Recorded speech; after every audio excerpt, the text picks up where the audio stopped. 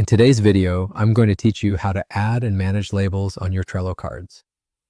Labels in Trello are incredibly useful tools that assist in categorizing and organizing your cards visually, whether you're using them to denote priorities, statuses, departments, or any tag you might need.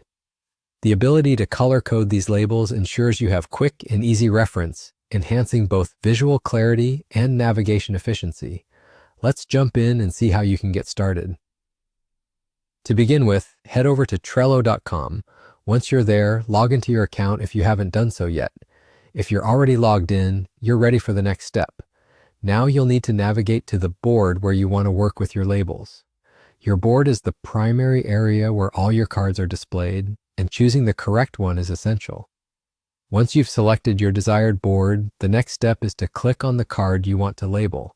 This brings up the card details and provides you access to the card's functionality.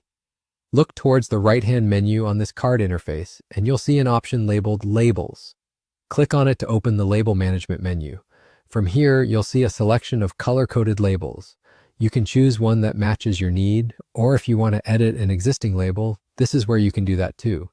Click on the label to apply it to the card. Or, if you need more customization, you can click the Create a New Label option found towards the bottom of this label menu.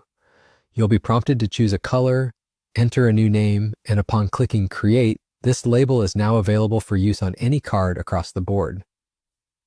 Managing labels effectively means knowing how to keep them relevant and up to date. Within the Labels menu, look for the pencil icon next to any given label. Clicking this allows you to rename the label, change its associated color, or edit other details as necessary. It's important to note, Trello doesn't have a direct delete feature for labels. Instead, labels fade away, disappearing from your options once they're removed from all cards. By effectively using and managing labels, your Trello boards become not only more visual, but also more searchable and manageable. And there you have it, a comprehensive guide to adding and managing labels on your Trello cards.